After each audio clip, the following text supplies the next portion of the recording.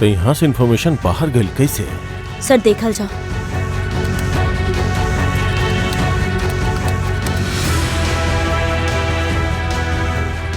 सर आपके कंप्यूटर के remote access कइल गइल बा। हाँ, बाकी कैसे? इमे इंटरनेट कनेक्शन नहीं खे, बाकी कैसे? सर ये देखी, ई फाइल्स 2 हफ्ता पहले खोलल गइल रहे। डेट देखी।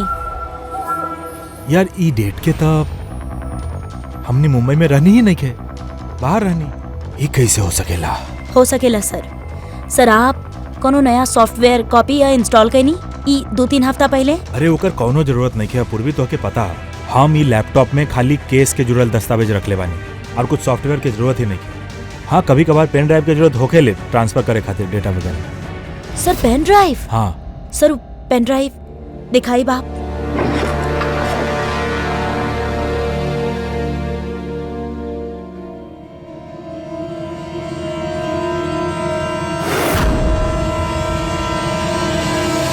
अरे चिंता ना करा बेटा।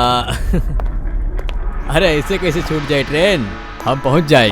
रिलैक्स। ऑफ कोर्स बेटा। अरे आज हमारे बेटा के इतना बड़ फंक्शन हा, हमारे बेटा के पुरस्कार मिले जा रहा, हम लेट कैसे पहुंच सके नहीं? हाँ हम पहुंच जाए, हम समय से पहले ही पहुंच जाए। ओके। अच्छा मम्मी कहाँ बिया? अच्छा सुना कि वो आइल बा, हम स्टेशन पहुंच के फोन कराता नहीं। ओके या सी यू सून बेटा। ई वक्त के हा।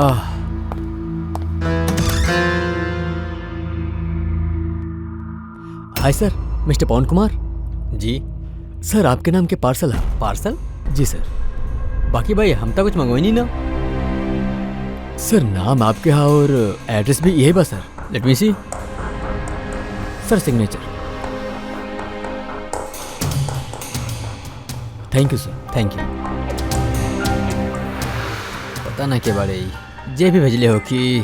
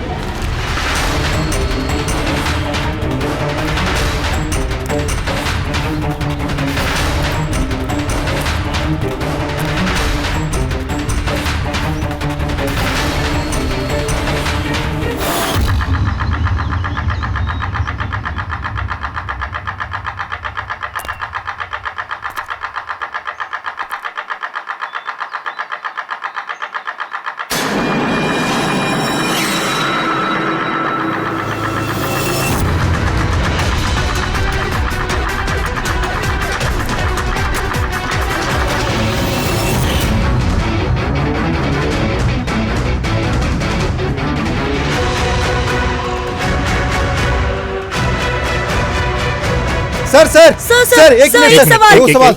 का हो सर सर आप सीआईडी ऑफिसर अभिजीत बानी ना? सर आपके घर के बाहर ही लाश मिलल है, आप कहा जानता नहीं लाश के बारे सर ये में? लाश बाकी कर। सर आखिर आपके घर के बाहर लाश आयल कैसे सर? एक मिनट। सर आपके ये बारे में पहले से कुछ पता अरे रहे? आप लोग पीछे हटी, क्राइम सीन है। आप लोग एक मिनट, आप क्या करता नहीं, सर, प्लीज पीछे सर हटिए। जवाब तो दी सर। देखिए हम आपके सब बताए। बाकी आपके पता कैसे चलल यहाँ पे लाश है? आप लोग इतना जल्दी आ गई? सर हमने के एगो गुमनाम कॉल आयल रहे सर, वो लोकेशन बतैले रहन। वो कहलस कि सीआईडी ऑफिसर अभिजीत के घर के बाहर लाश है। गुमनाम कॉल? जी सर। सर बाकी बाकी है सर, कुछ तो प्लीज, बताएं। हम आपके सब बताए प्लीज। हेलो एसीपी साहब, सर हमारा घर के बाहर एगो लाश मिलल है सर। बॉस वो आदमी के मौत सर पे वार केला के वजह से भइल, खून बहुत ज्यादा बह गई, बाकी लाश ज्यादा पुराना नहीं खे। यानी ओकर मौत कुछ घंटा पहले ही भइल बा? हाँ दे, सवेरे 7 से 10 बजे के बीच भइल है। बाकी जौन जगह से लाश मिलल है बॉस, वहां पे तनिको खून नहीं खे। मतलब खून कहीं और भइल और खूनी लाश के तोहरा घर के पास लाके छोड़ दे। बाड़े के ही कुछ पता चलल? सर एकर नाम पवन बा। ई एगो हाईफाई होटल में बार टेंडर बा। एकर बीवी और बच्चा नागपुर में रहेले। वो भी आज ओहिजे जाए वाला रहल सर। ओकर बेटी के अवार्ड मिले वाला रहल, बेस्ट स्टूडेंट के। का बीतल होखे बेचारी पत्नी और ओकर बच्ची पा। लगता ही खून बदला लेवे खातिर कल गेल बा।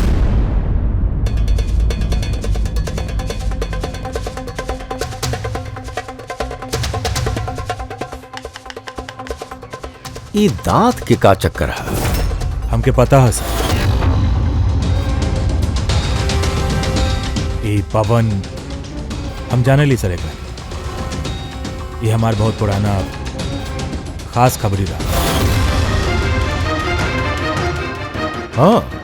हाँ यार, ये बहुत इन्फॉर्मेशन दिले रहा हमरा। एकरा वजह से हम बहुत से मुजरिम के पकड़ले रहने। सर मगर ये दांत चिढ़ावे खातिर, एकर मजाक उड़ावे खातिर, ई जतावे खातिर कि एके अपन मुंह ना खोले के चाहत रहे। तो फिर बात पक्का बा कि ओकरा बदला लेवे खातिर ही मारल गेल बा। जे लोगन के पवन गिरफ्तार करवले होकी ओही में से केहू एकर जान ले लेलस। बाकी सर ई पवन अभिजीत सर के इन्फॉर्मर बा। ई बात केहू के पता कैसे चलल? हाँ मतलब सीआईडी में भी हमने एक दूसरे के इन्फॉर्मर्स के बा हमने नहीं जानत। तो फिर वो खूनी के कैसे पता चल कि ये पवन एक इन्फॉर्मर बा? खाली खूनी के ही नहीं खे सर, पूरा देश के पता चल गए सर। ये देखी ताजा जानकारी के मुताबिक पेशे से वेटर पवन कुमार दरअसल सीआईडी के एगो खबरी रही। आज सवेरे पवन कुमार के लाश सीआईडी ऑफिसर अभिजीत के घर के बाहर मिल रहे। और हत्या के पीछे वो लोगन के हाथ होके के संभावना है जेकरा के उनके मदद से सीआईडी गिरफ्तार। ये खबर मीडिया तक पहुंचल कैसे? सर जी घर के बाहर रिपोर्टर रहले, वो बतैले रहले कि कोनो अनजान आदमी खबर देले बा हमनी के। ना सर, ये अनजान शख्स के वो ना बल्कि कातिल ही बा। वही सब हमनी के दुनिया के सामने नीचा दिखावे खातिर कैले बा। बात के पता लगा पाई? बंद करा यार, जाने खातिर देखी सब हमार वजह से भइला। पवन का सुरक्षा हमार जिम्मेदारी रहा, हमार वजह से जान गइल बा ओकर। देखा अभिजीत, जे कुछ भी भइल बा ओके तो हम बदल ना पाई। बाकी एक बात तो पक्का बा, जे भी कैलस है ना ओके हमनी छोड़ब नहीं के। अभिजीत ओकरा से तोहर आखिरी बार बात कब भइल रहे? मतलब अब कहीं ऐसा तो नहीं खे वो तोरा कोनो इन्फॉर्मेशन दिहल चाहत रहे और वही वजह से वो मारल गई? पिछला हफ्ता ही मिलल रहनी उसे, ऐसा तो कोनो बात ना भइल रहे। ये कोनो और ही चक्कर बा, कुछ और ही चक्कर बा। अच्छा, मरे से पहले पवन तोरा के कुछ लोगन के बारे में इन्फॉर्मेशन देले रहला, कुछ याद बा ओकरा बारे? पूरा रिकॉर्ड है सर हमरा पास। ये पवन हमरा खातिर 3 साल से काम करत रहा और 3 साल में हम ओकरा मदद से 5 मुजरिम पकड़ ले। फिर कोनो ऐसा आदमी बा जे पवन से बदला लिहल चाहत रहे और अभिजीत के चैलेंज कर रहल बा? हाँ हो सकेला, ये भी हो सकेला कि वो 5 में से केहू एक होके जे पवन के खून कैले सर। ये सुनील इंडिया में ना है सर, बाकी चारों हेजा ही बाड़े, सुमित, विक्रम, तारा और ये रमेश।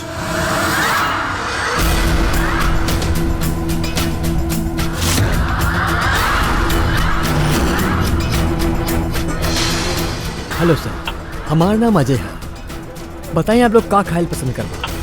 रमेश नाम बदल लेलस सर, उधर चल के बात करें प्लीज।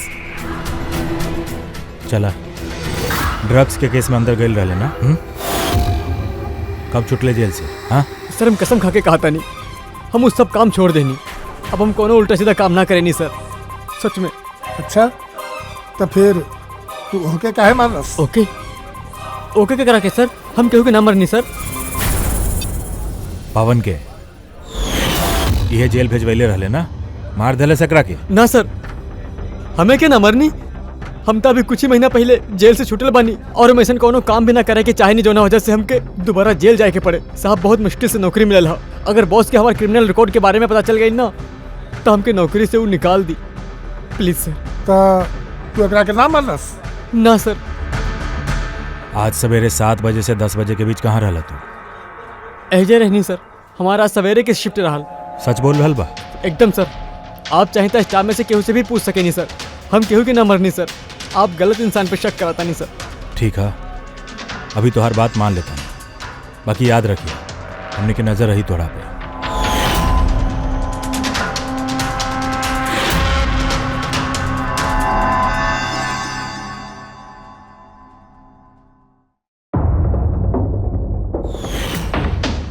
सब कुछ रहे हमरा पास, घर, परिवार, करियर, एगो अच्छा खासा कस्टम ऑफिसर के जॉब रहल। सब कुछ खत्म हो गई। खत्म भइल ना, तू अपना हाथ से खत्म कैलू तारा। अगर तू अपना जॉब के फायदा उठा के स्मगलर्स के साथ ना दे तू तो तहार साथ ही सब ना होत। कोनो शौक ना रहल हमके सब करे के, कोनो ऑप्शन ना बचल रहे हमरा पास। पापा की तबीयत ठीक ना रहे और पैसा की जरूरत रहे, और वही वक्त हमके ऑफर मिलल तो हम का करती? आप प्लीज बैठ जाएं।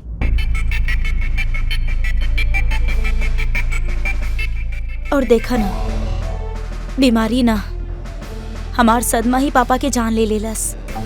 फैमिली भी हमरा के दोषी बना के हमरा से सब रिश्ता तोड़ लेलस। अब कुछ नहीं के बाचल, ना तो हमार के वो आपन बा और ना ही हमरा पास पैसा बा। तो भला हम कैसे उनकर इन्फॉर्मर के मरवा सके नहीं?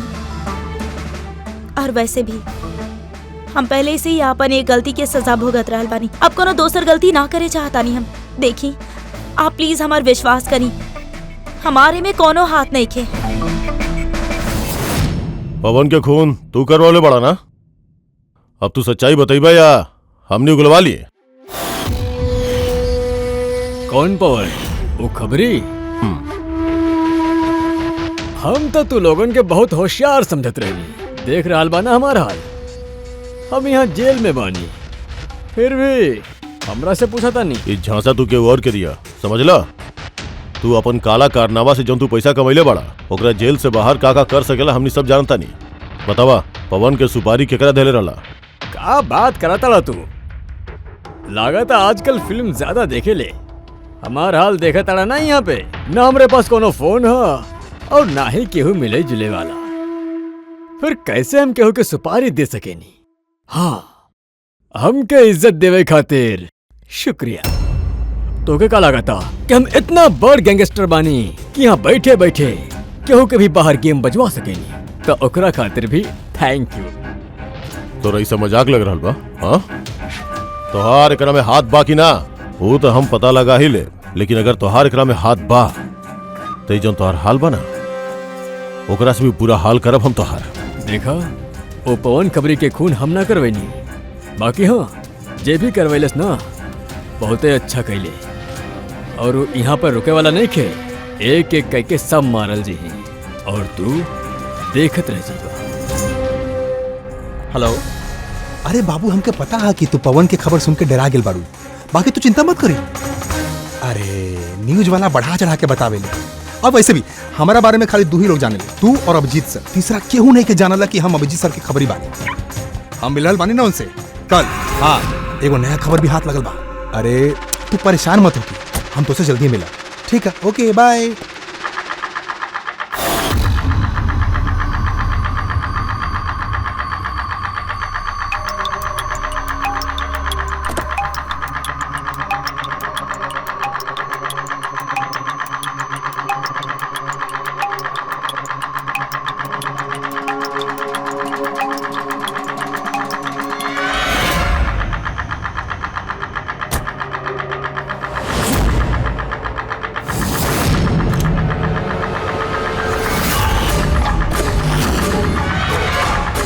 के बा हो जा।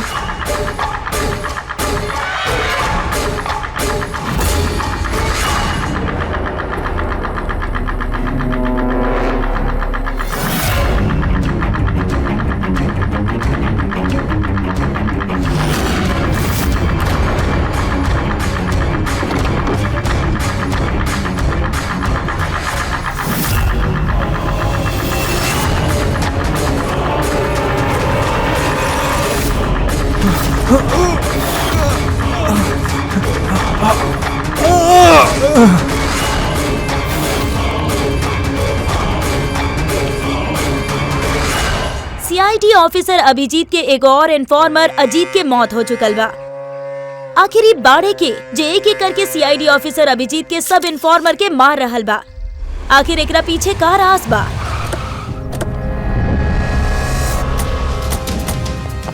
सर एगो सवाल एक सवाल पूछे के बाद सर हमने के पता चला प्लीज कि सर, जे आपके बताइए सर। खबरी रहे। सर एक के बाद एक खबरी के कत्ल हो रहा बा। आखिर इन्फॉर्मेशन लीक कहाँ से हो रहा सर? सर और कितना लोगन के जान जाई सर? सीआईडी आखिर कर रहल बाड़ी।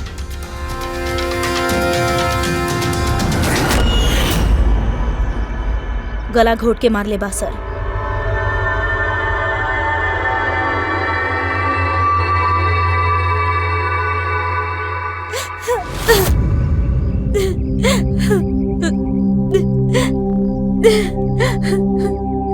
इनकर नया नया शादी भइल रहे सर। उनकर बेसहारा बीवी से कुछ कहे चाहब आप?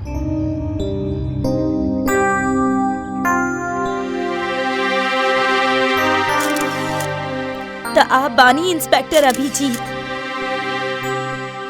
हमार अजीत के अभिजीत सर। कितना भरोसा करत रहे हो आप पे, और आप उनकर इस्तेमाल कई नहीं, उनका धोखा देले बानी। आप तो उनकर हिफाजत करेंगे, भरोसा देले रनी ना। का भलू भरोसा के कितना पैसा में बेच देनी आप ओके? बोली, जवाब दी। कितना पैसा मिलल आपके ईमान, आपके जमीर बेचे खातिर? बोली। मैम प्लीज बस करी। आपके पता बाप के आप ही मरले बानी उनका के। खूनी बानी आप, खूनी बानी।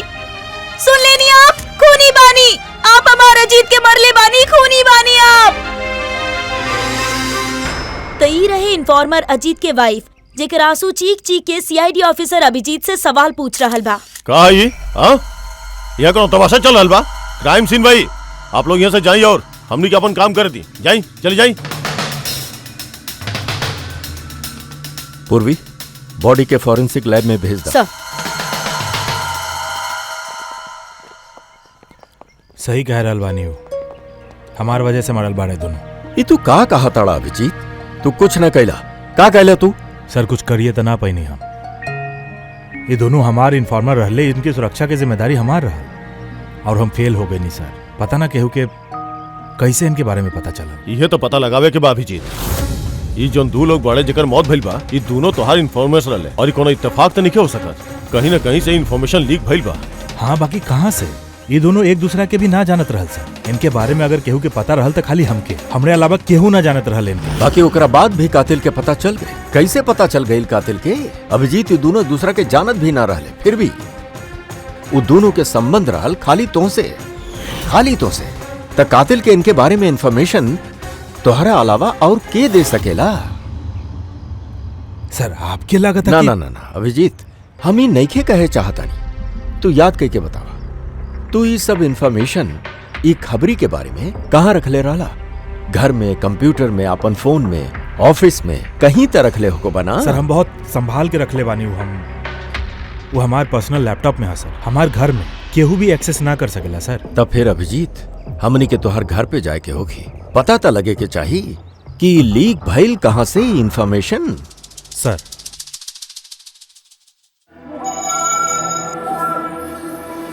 अभिजीत, लगा तो तोहर गैर हाजिरी में केहू तो यहाँ पे आयल रहे और अब तोहर लैपटॉप से डेटा चुरा लेलस। और आजकल ही पासवर्ड ब्रेक करे में कितना टाइम लगेला? अरे यार, पासवर्ड के तो बातें नहीं की। ये फिंगरप्रिंट स्कैनर है, ई फेस रिकॉग्निशन डिवाइस, हमरे अलावा ये लैपटॉप के कोई खोल ही ना सकेला। सर बाकी कंप्यूटर से डेटा चुरावे खातिर यहाँ आवे के का जरूरत? कंप्यूटर के हैक भी तो कइल जा सकेला। हाँ हो सकेला, बाकी ई लैपटॉप के नहीं, काहे कि में इंटरनेट कनेक्शन बा ही नहीं। तो यहाँ से इंफॉर्मेशन बाहर गई कैसे? सर देखल जाओ।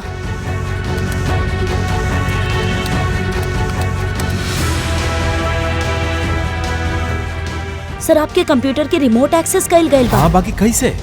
इमे इंटरनेट कनेक्शन नहीं खे, बाकी कैसे? सर ये देखी, ई फाइल्स 2 हफ्ता पहले खोलल गइल रहे। डेट देखी। यार ई डेट के तब हमने मुंबई में रहनी ही नहीं खे, बाहर रहनी। ये कैसे हो सकेला? हो सकेला सर। सर आप कोनो नया सॉफ्टवेयर कॉपी या इंस्टॉल कइनी ई 2-3 हफ्ता पहले? अरे ओकर कौनो जरूरत नहीं खे पूर्वी, तो के पता हम ई लैपटॉप में खाली केस के जुड़ल दस्तावेज रख ले बानी और कुछ सॉफ्टवेयर की जरूरत ही नहीं। हाँ कभी कभार पेन ड्राइव की जरूरत होके ले ट्रांसफर करे खातिर डेटा वगैरह। सर पेन ड्राइव? हाँ सर पेन ड्राइव दिखाई बाप।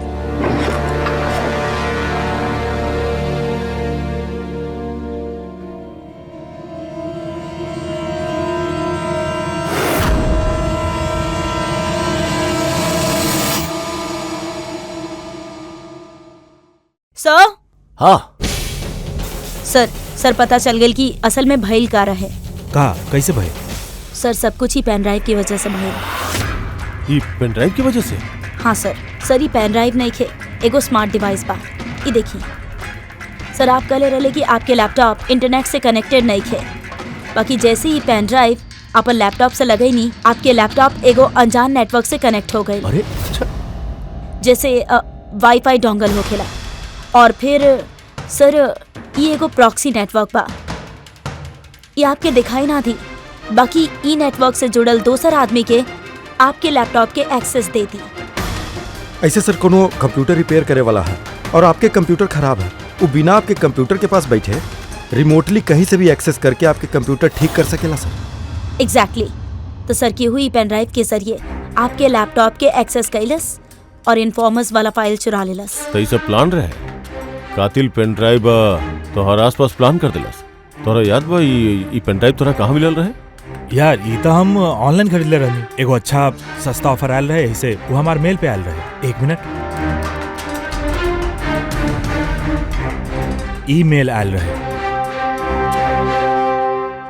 सर ये तो कोनो शॉपिंग वेबसाइट बा। हाँ अच्छा खासा एस्टेब्लिश वेबसाइट है, डिस्काउंट देत रहल, इसे हम 2-3 पेन ड्राइव मंगा लेनी।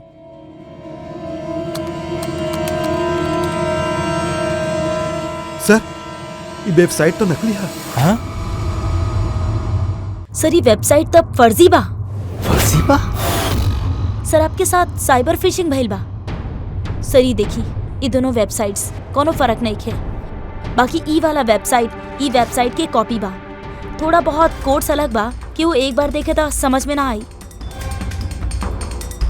सर ऐसन वेबसाइट के जरिए हैकर्स लोग के अकाउंट से पैसा गायब करे लें। सर बहुत सारा कंप्यूटर एक्सपर्ट्स ऐसे साइबर क्राइम पे लगल बाड़े।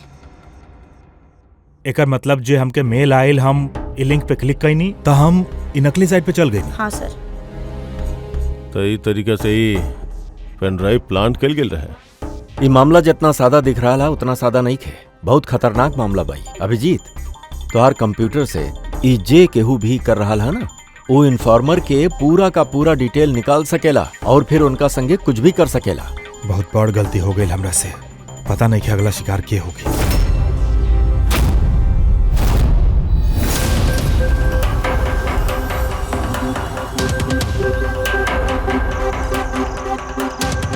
हाँ रवि। हाय सर, ये रहल डिटेल्स। खबर पक्का है? पक्की खबर बा सर, हमार इन्फॉर्मेशन कभी गलत ना होखेला सर। सर बहुत डेंजरस लोग बाड़े। वो देख ले, तू ही रखा है। हाँ निकला, Thank you, sir. संभाल के। बाय सर। सर कल रात ड्रग्स के बहुत बड़े तस्करी होके वाला है सर। ये 2 नया चेहरा बा जो सामने आयल बा। ठीक है, तू निकला, हम मिला था नहीं। ठीक है सर। रवि और कुणाल सर, ये दोनों के मदद से हम बड़ा बड़ा केस सुलझेले बानी। ऐसा केस जौना में काफी खतरनाक लोग शामिल रहे। तब फिर अभिजीत, हमनी के कैसे भी कह के वो लोगों तक पहुंचे के पड़ी, इससे पहले कि कातिल उनकरा तक पहुंच जाए। पूनम, हाय कुणाल, कहाँ बड़ा तू? कितना फोन कईनी, तरह के मैसेजेस भी कईनी, एक की भी रिप्लाई ना कैला तू। हम बाहर गए रहनी काम से, और तू तो जानल रुआ, जब काम से बाहर जाए नहीं तो फोन यूज ना करेनी। पता ना का काम करेला तू, हफ्ता गायब हो जाला। अच्छा अब वो सब छोड़ा ना, अब तागल बाई ना तोहर पास कुछ अच्छी बात करल जाई। अच्छा ये बताई का मंगाई तोहर खातिर?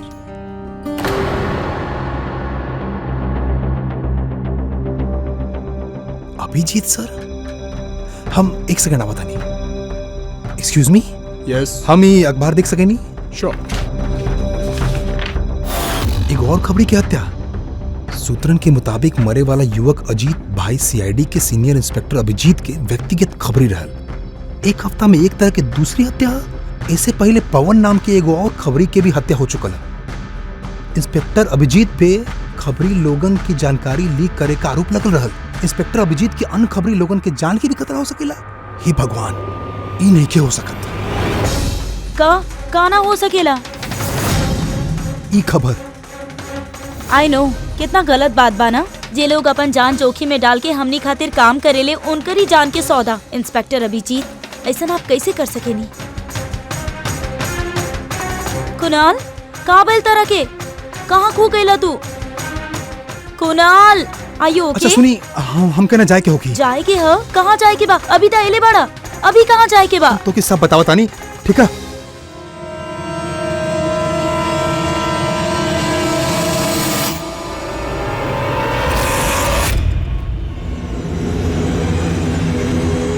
रिक्शा,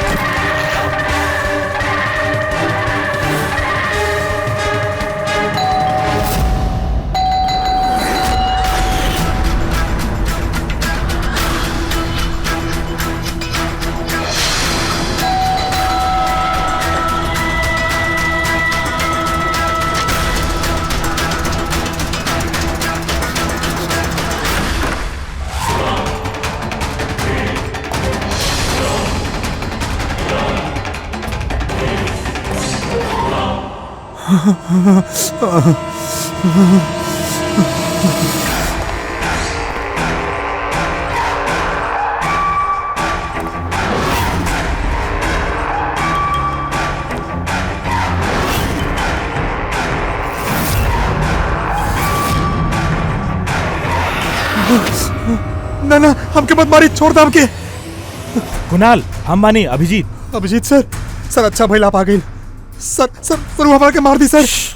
कुणाल शांत हो जा, यहाँ केहू नहीं खे, समझला? हमनी के रहते केहू कुछ ना कर पाई, घबरा मत।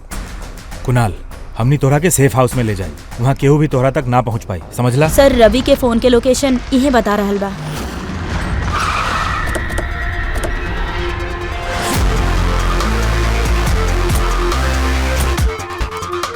यहाँ होके के चाहे बाकी दिखाई नहीं के दे रहा। रवि,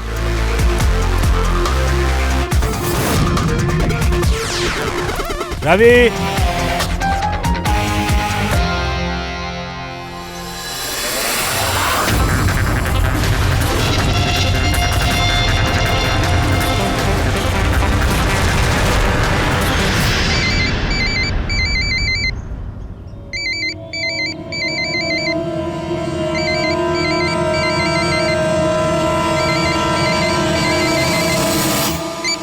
हेलो। हेलो सर, रवि। रवि कहाँ बाड़ा तू? कहाँ भाग रहा हा? हमरा पे भरोसा नहीं किया तोरा के? आपके क्या लागत रहे कि आप हमरा के ढूंढ ले? इतना आसान है के सर? रवि देखा, जैसे तू समझ रहा हा वैसा नहीं किया। तोहर जान के खतरा है रवि, बाकी हमसे नहीं खे। हम तो के बचावे की कोशिश करता नहीं। सुना, हम तोहरा के सेफ हाउस लेके जाए, वहाँ तोहर जान के खतरा ना होगी, समझला? रवि हमनी तोहार मदद करे चाहता नहीं, भरोसा करा हमनी पे। भरोसा? वो दोनों लोग भी आप पे भरोसा कैले रहे, बाकी उनके काम लेल मौत।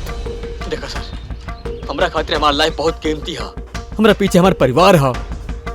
हम क्या इतना जल्दी ना मरे क्या?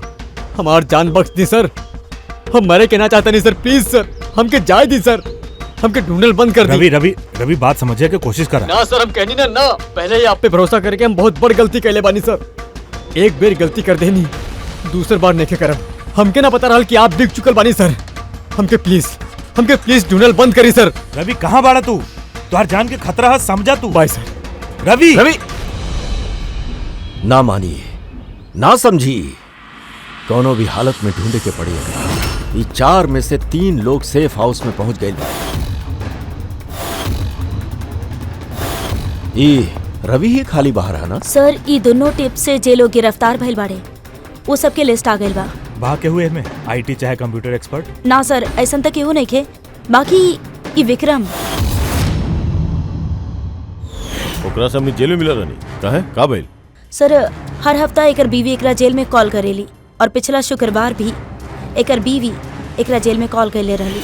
तब पूर्वी ऐसे प्रूफ का होखेला? सर हम और फ्रेडी सर पता कहनी है कि हॉस्पिटल में रहले उनकर वाइफ फ्राइडे के, बाकी वो केहू के फोन न कैलस। फैंटास्टिक, गजब के काम कैला तू दोनों। तो अब पता लगावल जाए कि विक्रम के अगर ओकर बीवी फोन ना कैलस तब फिर के कैलस। और अभी बताई विक्रम ही। हमनी के सब पता बा।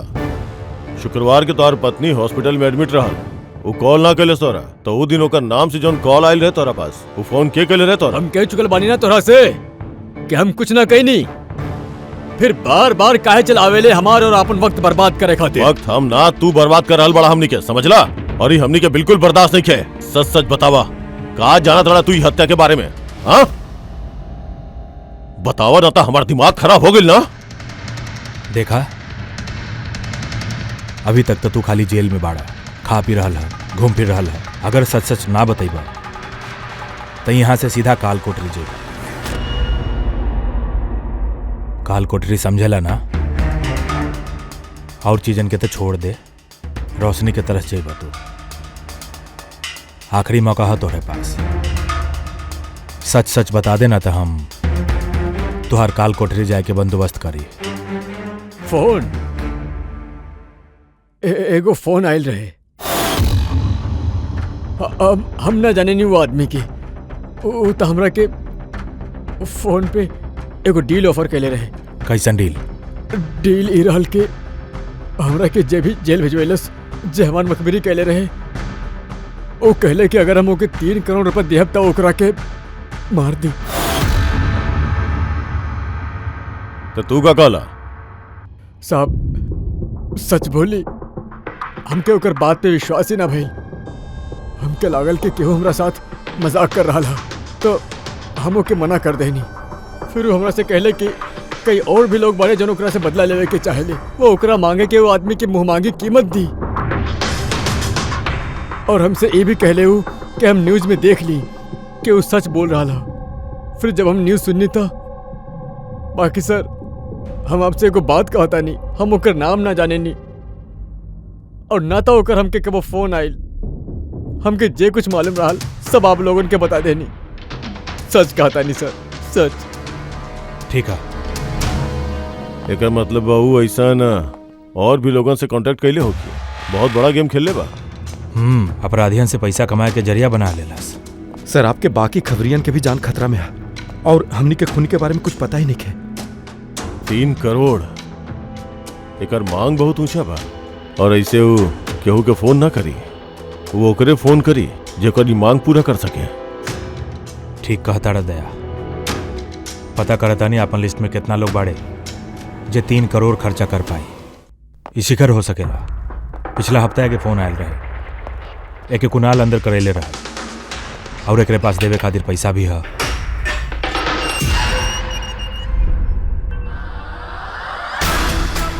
अपन बदला पूरा हो गया, इंतजार कर रहल बड़ा का? कुणाल के सुपारी देले रहले खूनी के। हाँ, अब ओकर मौत के खबर के इंतजार करता रहा। एक बात कराता नहीं आप लोग, हम कोनो कुणाल के ना जानी और ना तो हम कोनो के केहू के सुपारी देनी है। तो पिछला हफ्ता फोन तोहार चाचा के आयल रहे? हाँ आयल रहे। ता ना तो चाचा जी दुनिया में तो बाड़े ना, तो कहाँ से कॉल आयल रहे? स्वर्ग से या नर्क से? ए सुन, तू अभी फंस चुकल बड़े। भला यही में हो कि सब सच सच अभी जल्दी बोल। अच्छा तो जा पहले हमारे लॉयर के बुला के लेके आवा। ओकरा आवे से पहले हम कुछ ना बोले वाला बानी। हमसे जे कुछ भी पूछताछ करे के हा ओकरा इला के बाद ही करी। जा बुला के लेके आवा पहले ओके। ठीक है, अगर यह ऑप्शन है तो फिर यह सही।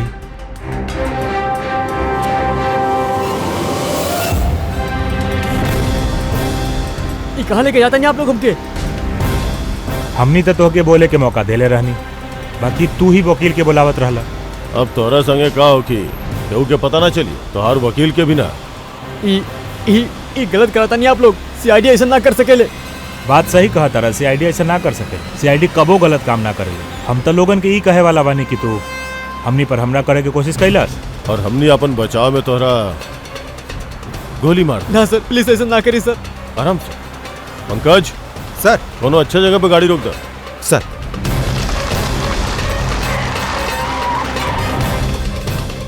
बाहर निकल।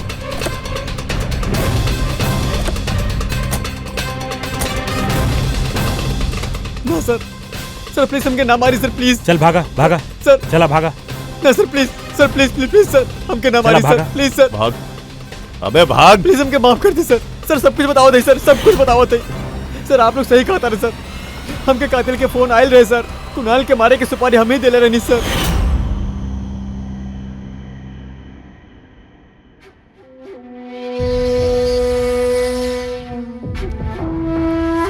हेलो शिखर। हाँ के शिखर, हम के बानी जाने की जरूरत नहीं। तोरा खातिर खाली ये जाने की जरूरत बा कि जेकरा वजह से तू जेल गइला हा, हम ओकर जाने और ओके हम जान से भी मार सकेनी। बाकी ओकरा खातिर हमके पैसा चाहिए। कितना पैसा चाहिए तोरा के? पूरा 3 करोड़। ठीक है, आधा पैसा हम तुम्हारे अकाउंट में डलवा देता नहीं, और बाकी के आधा पैसा काम पूरा हो गया के बाद। बाकी हाँ, ज्यादा होशियारी मत करिए, ना तो तू हमरा के जाने ला ना कि हम के बानी। शिखर, हम वादा के पक्का बानी। तो हर काम समझा कि हो गई। चला रखा था नहीं। अब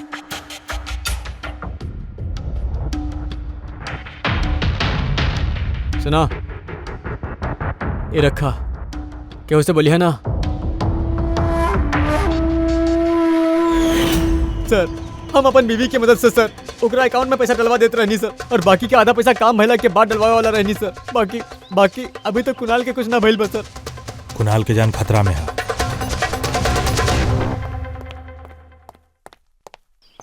सर एक सवाल सर। सर प्लीज बताइए, ई केस में कोनो तरह के प्रोग्रेस भइल बा सर का? सर बताइए सर प्लीज। सर सीआईडी पे इतना गंभीर आरोप लगा था सर, पूरा देश जाने चाहेला। देखिए, इन्वेस्टिगेशन जारी है, सब पता चल जाएगी। एक्सक्यूज मी, एक सेकेंड सर। हाँ सर। हाँ सर, एगो बहुत बुरा खबर है सर। सर हमनी के सेफ हाउस में वो कुणाल जे रहला सर, वो भाग गए सर। व्हाट? कैसे भाग गए लू? तुमके पता है ओकर जान के खतरा? सर कुछ समझ में नहीं आवता सर। ओके बहुत ढूंढने की कोशिश करनी, बाकी वो कहीं ना मिला। Pankaj, I don't care. ढूंढा ओकरा के कोनो भी हालत में, ऐसे पहले कि खूनी ओकरा तक पहुंच जा। ढूंढा sir. Yes, now this is the breaking news. एक के बाद एक हो रहा सीआईडी इन्फॉर्मर्स के हत्या के रहस्य सुलझावे में सीआईडी पहले से ही नाकाम हो रहा, और अभी भी खबर एगो आ रहा कि कुणाल नाम के सीआईडी के एगो और खबरी जेकर सुरक्षा के जिम्मा सीआईडी ले रहल उ लापता है। सीआईडी कुणाल के जौना सुरक्षित ठिकाना पे रखले रहल, वहाँ से कुणाल गायब हो गई। का सीआईडी कुणाल तक पहुँचे में और ओके बचाव में कामयाब हो पाई?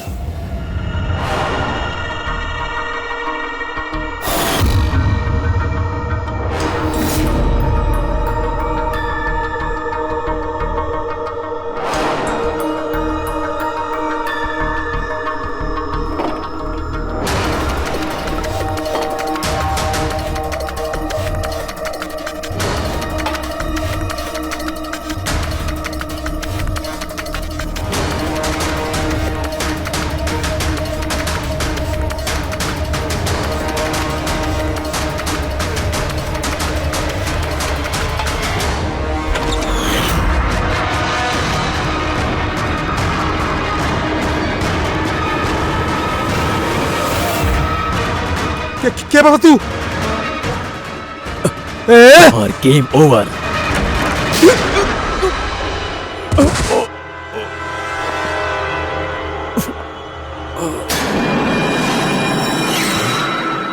रवि तू?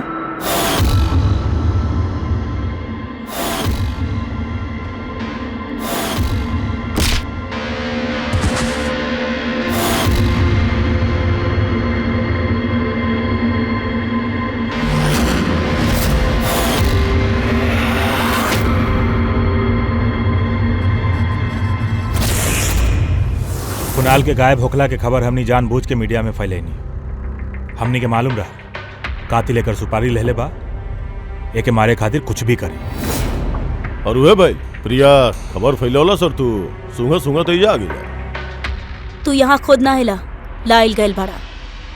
हमनी के पता रहे कि तेरा पास इन्फॉर्मर्स के लिस्ट बा और इमे कुणाल के भी नाम बा। तू कंप्यूटर्स के मामला में तो होशियार बाड़ा ही। तू कुणाल के नंबर ट्रैक कैला और यहाँ तक आ गईला। काहे कैलस रवि तू ऐसा? हम तोरा पे भरोसा कैले रहने, का बिगाड़ले रहले ये लोग तोहार? काहे मार रहल है ये लोग? आपके इन्फॉर्मर पवन की वजह से वो हमारी जिंदगी बर्बाद कर देले रहल। वही की वजह से हमार मंगेतर तारा गिरफ्तार भइल। हम उससे बदला लेवे के चाहत रहे, बाकी वो वक्त हमके ई नहीं के पता रहल कि तारा के इन्फॉर्मेशन के लीक कैलस। हम कैसे भी उस सब खबरी तक पहुंचे चाहत रहनी, बस फिर का रहा। हमें को प्लान बनाएंगे कि अगर हम आपके ज्वाइन कर लेंगे तो हम उस सब खबरी तक पहुंच सकेंगे।